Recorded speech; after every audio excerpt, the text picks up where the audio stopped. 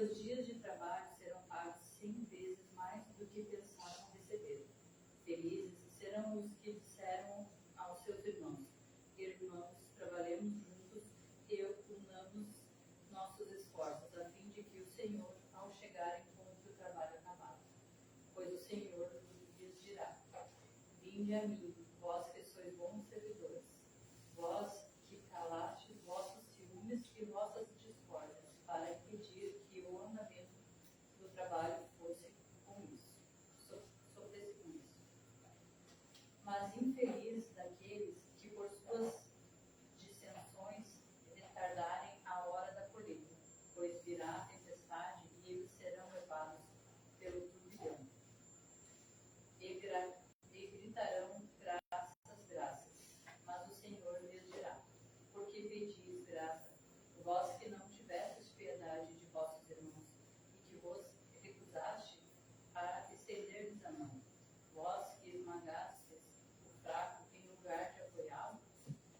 Por que pedis graças, vós que procurastes vossa recompensa nas alegrias da terra e na satisfação de vosso orgulho? Já recebeis a vossa recompensa, da maneira que a quiseis. Não peças nada a mais. As recompensas celestes cabem àqueles que não pediram as recompensas da terra. Deus faz neste momento a enumeração de seus servidores fiéis e marca com seu dedo aqueles que só têm a aparência do devotamento, a fim de que não usurpem o salário dos servidores corajosos, pois ele confiará os postos mais difíceis no grande trabalho de renovação pelo disruptivo. Aqueles que não recuarem ante a tarefa, e então se cumprirá esta fala: os primeiros serão os últimos, e os últimos serão os primeiros no reino dos céus.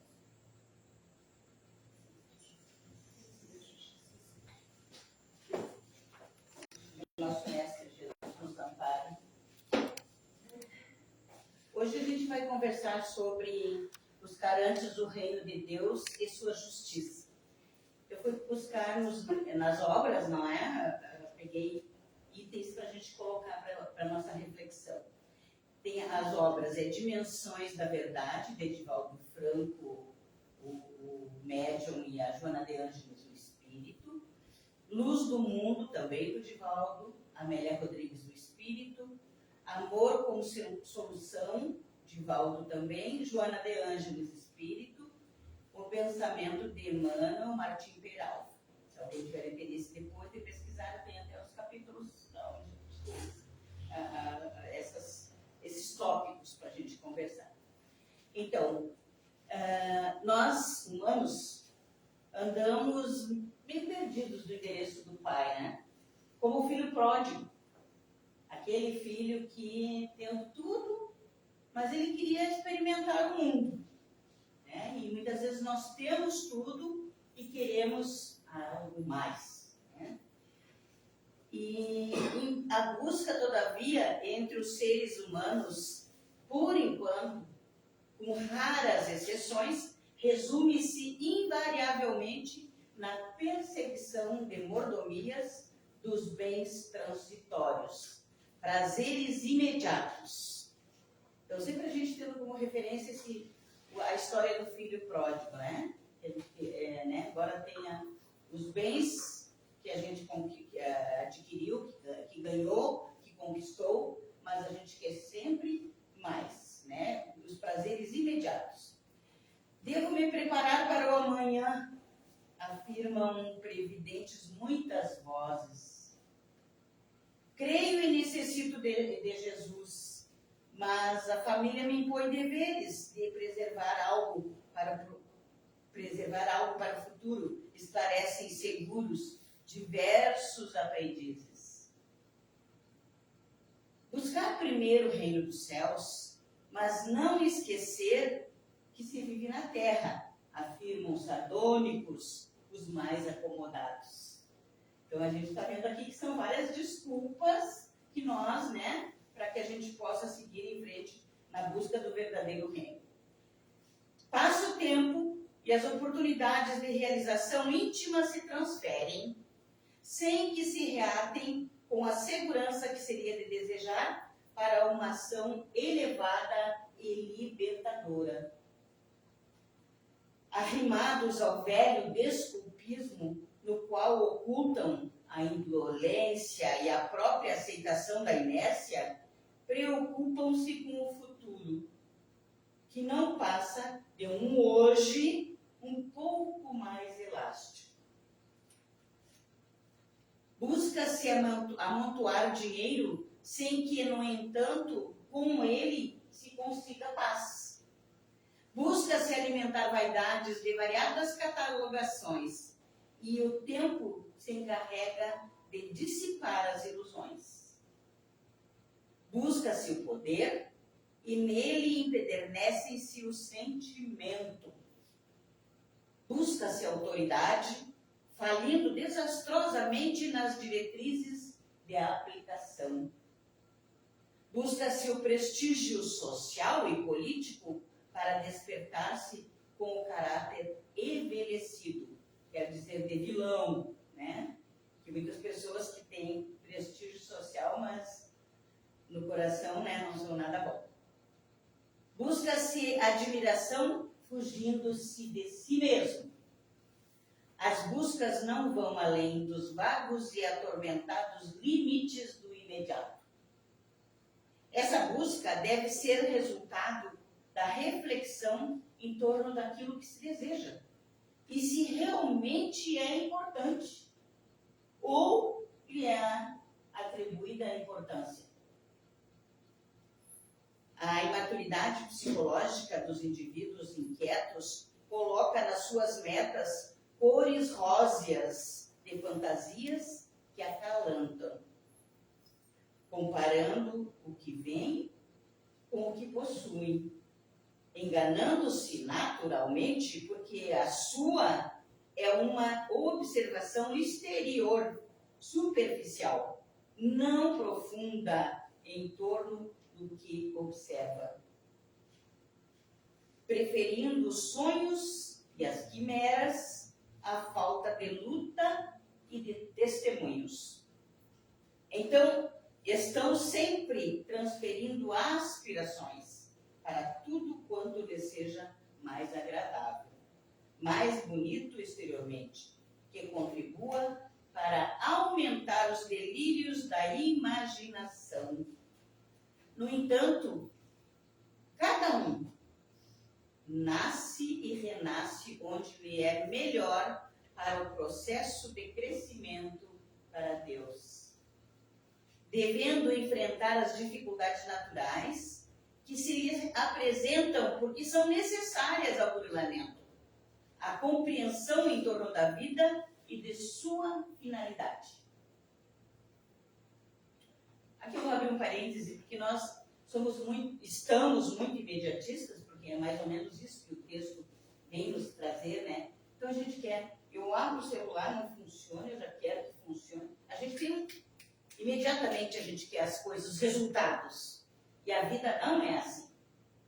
A vida precisa ser construída, e nós precisamos construir. Então a gente está nesse afã das mídias sociais, da internet, que é tudo para já, rápido, e ficamos muito ansiosos com isso. E perdemos tempo precioso do nosso bem-estar no dia a dia. Caso fosse diferente, já se estaria no paraíso, ao invés de encontrarmos-nos na escola de aprendizado moral que é a Terra, onde partiremos um dia para regiões mais felizes, é óbvio. Esse é o objetivo da criação divina. Cada um ao seu tempo. Nos parece uma eternidade, né? Mas chegaremos lá.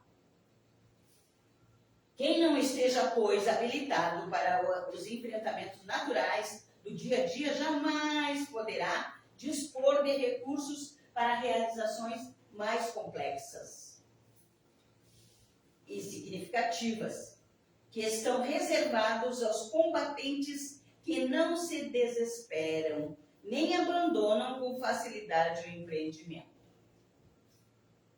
Muitas buscas nas mentes mentes e nos corações humanos são indefinidas, tormentosas e ilusórias. Aquela questão do conhece-te a ti mesmo, não é? Tem que definir as nossas metas. Todos os bens, em primeiro plano, pertencem ao nosso Pai. E Ele sabe o que mais nos convém, o que mais é necessário para o nosso progresso. O ser inteligente não se afadiga pelos tesouros que o sobrecarregam de preocupações inúteis e que não podem ser transportados, porque nós não levaremos esses bens transitórios. Só levaremos as nossas conquistas espirituais. Os valores evangélicos espirituais são-lhe a meta. As realizações da Terra constituem meios na conquista do continente a desbravar no próprio espírito. Isso é evidente, nós precisamos dos bens da Terra para chegarmos ao bem-estar espiritual, é evidente. Nesta busca, o reino de Deus dentro de nós, dentro de si mesmo, tudo esvai.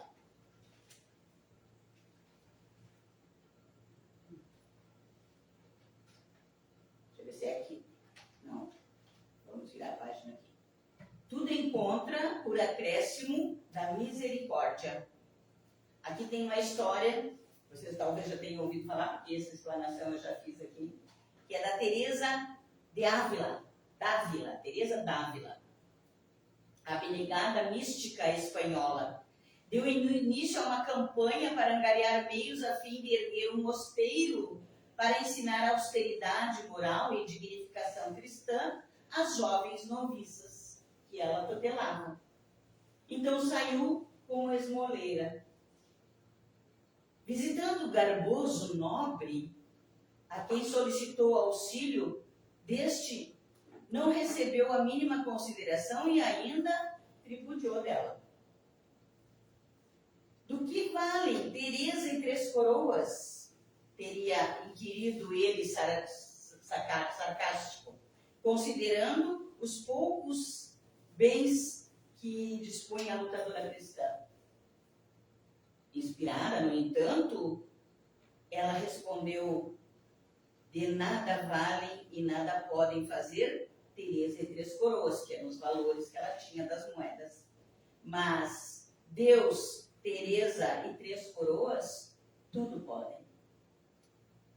Inspirada, no entanto, ela foi buscando o reino de Deus. Seguiu o rumo das suas nobres tarefas, tendo-lhe sido tudo mais acrescentado. Então, a história não termina aqui, não conta aqui, mas ela com certeza conseguiu fundar o seu mosteiro, né? Parece fácil, mas não é. E o mérito está justo nos desafios superados. Buscar o equilíbrio da jornada, através do Evangelho e da doutrina dos Espíritos, não nos livra das dores, dos resgates e dos compromissos assumidos aqui na Terra antes de reencarnarmos. Mas coloca, como eu gosto de dizer, aquela almofadinha no nosso ombro para carregarmos a nossa cruz, que é a fé raciocinada. A maioria de nós aplica a existência física em busca de todos os prazeres e poderes mencionados antes. Logo depois, gastam a comodidade e valores adquiridos em desesperada busca da existência que lhe esvai. Então, quando a gente se dá conta, o tempo já passou. E quando nos tornamos idosos, cansados dos desencantos e amargurados pelas frustrações que se dão, quando nos damos conta de que praticamente perdemos a excelente oportunidade da reencarnação. Então, esse período que nós temos, por maiores as dores, por maiores os empecilhos, por maiores os problemas que tenhamos, a partir do momento que a gente consegue superar, dá um salto na nossa própria evolução. Daí, essas pessoas se agarram à vida temerosos e pedindo que o tempo pare pretensiosamente e que voltem para correrem atrás do prejuízo. Eu que digo isso, né? Para correr atrás do prejuízo. Mas em verdade é isso. E Deus permite. Nós pretensiosamente pedimos, o tempo, quero voltar atrás. Volta. A gente desencarna, reencarnamos de novo e Deus nos dá essa oportunidade. Vejam a grandiosidade da misericórdia de Deus, né?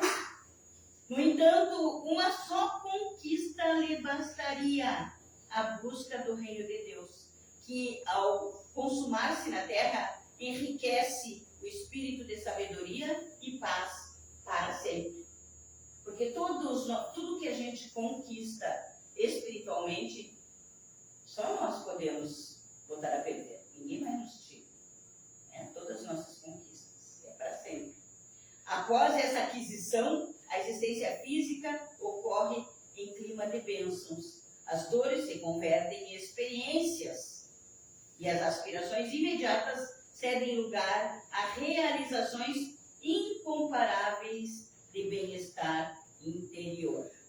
Mais um parêntese aqui. Também a gente vê muitas pessoas que passam por dores terríveis, atrozes, sofrimentos, tanto físicos quanto emocionais, e conseguem superar. A gente não, como é que essa pessoa parece tão frágil e consegue superar isso? Justamente porque ela tem uma fé inabalável.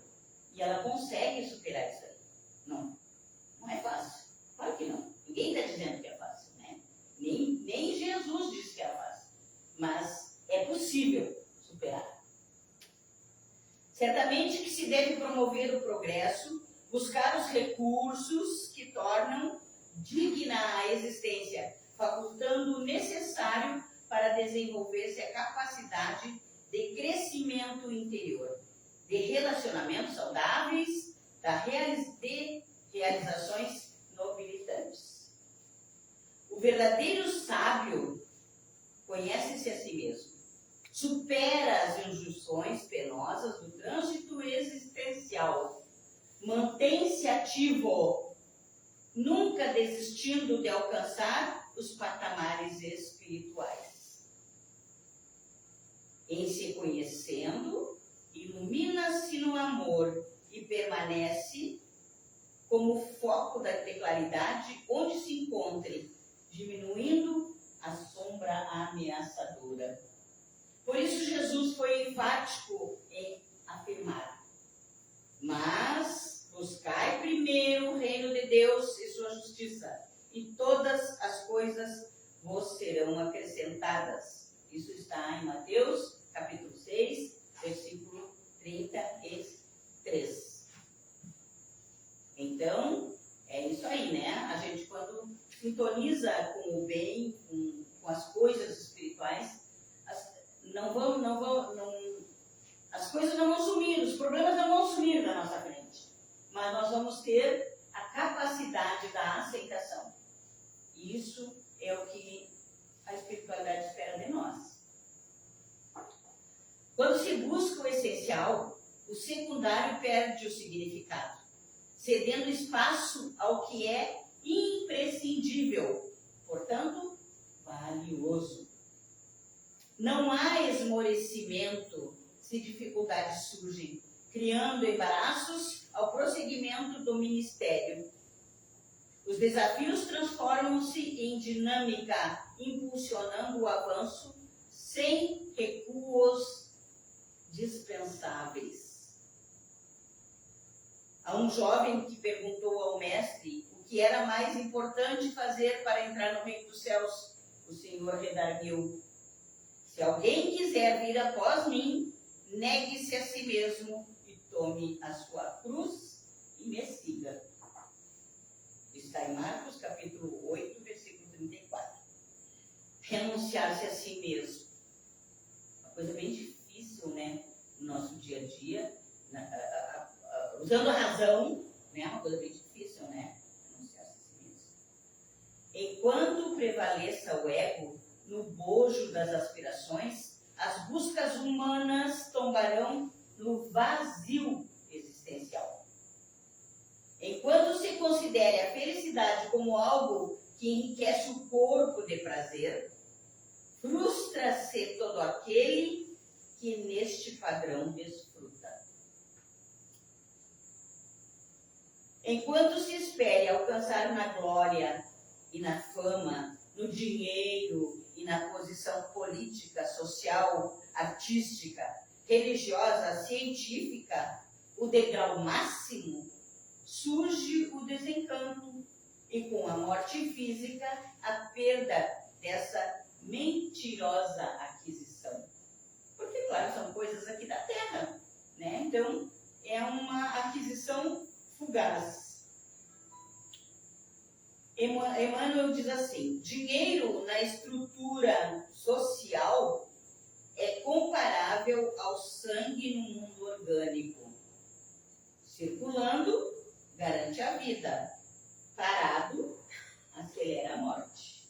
Então vejam, para o nosso raciocínio, e para dizer assim, porque a gente é espírita, então tem que viver na pobreza, não. A gente tem que saber usar os recursos materiais que a gente conquista e que adquire ou que herda, que seja, né? Que a gente dispõe. A divina providência suscita amor aos corações dos seres humanos e eles substancializam a caridade, metamorfoseando, né, embelezando o dinheiro em pão que extingue a fome. A eterna sabedoria inspira a educação ao cérebro humano e ele ergue a escola, transfigurando o dinheiro em clarão espiritual que varre as trevas. Por isso que Emmanuel disse ali, né? Então, o dinheiro é como o sangue no corpo da pessoa. Então, isso é essencial, é vital para a nossa subsistência, para o nosso mundo que a gente vive, né? Neste mundo ainda materialista. A eterna sabedoria inspira a educação, eu já falei isso aqui do cérebro, né? Valores amoedados são somente de realização e alegria. E observe-se que ninguém está impedido de multiplicá-las nas próprias mãos através do trabalho honesto e honrado. A exemplo de Jesus, o reino de Deus na terra se concretiza no amor ao próximo, na fé e na caridade. Então, na maioria das vezes, quem possui recursos materiais tem medo de perder esses recursos se for dividir ou for repartir, não vou falar de dividir, mas repartir com os menos privilegiados. Né? E não é bem assim. Porque a providência divina provê isso, né? Que a pessoa vai conquistar ainda mais recursos porque está circulando, né? Está circulando como o sangue circula no nosso organismo. Né? Então, os valores materiais têm que circular. Parados, eles não têm valia nenhuma. Então, é mais ou menos isso que Jesus quis nos trazer, né? De procurar primeiro o reino de Deus e a sua justiça, né? E aí o resto tudo nos será acrescentado. Muito obrigada. E que assim seja. Então, vamos para a intervenção partidária. Se você tem pensamento positivo, alguma sacada de ajuda, nós vamos receber.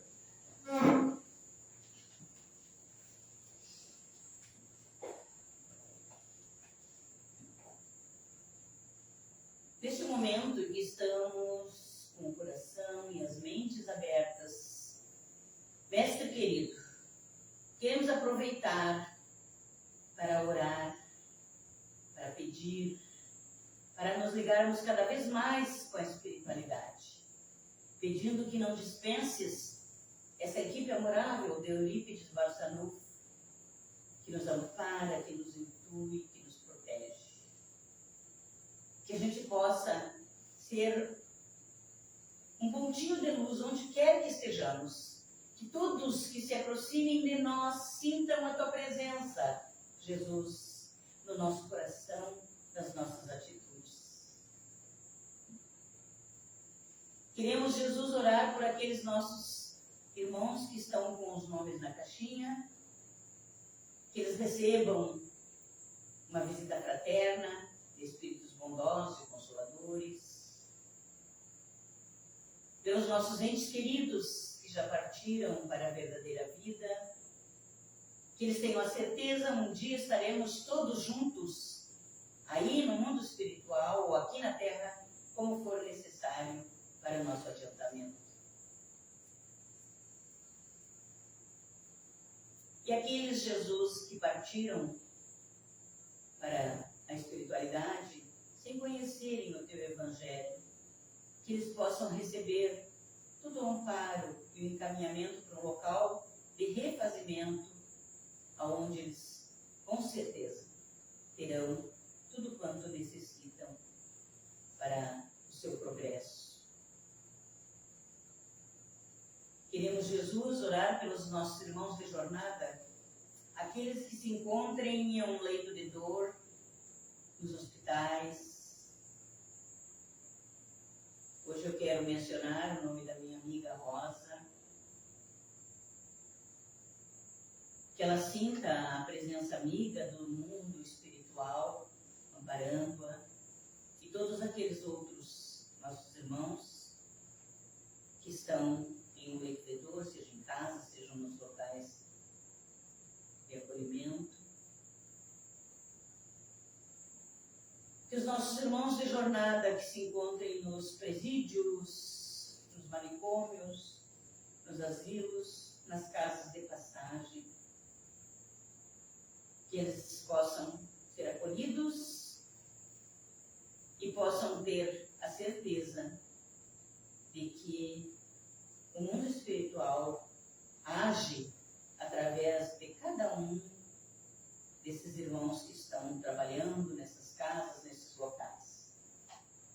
Amado Mestre, que a gente possa ir para os nossos lares neste momento, levando todos esses fluidos de harmonia, de paz e de equilíbrio, saúde, para todos aqueles que convivem conosco, no nosso lar, para os nossos bichinhos, os nossos pets, que na maioria das vezes são os nossos companheiros, e os nossos irmãos de jornada também, seres humanos, que a gente possa sentir a Tua presença amiga, Jesus, aí em cada aposento dos nossos lares, através desse magnetismo de harmonia. E nós que aqui estamos, queremos agradecer essa oportunidade da reflexão e que possamos ir para os nossos lares melhores do que quando chegamos. Obrigada, Senhor,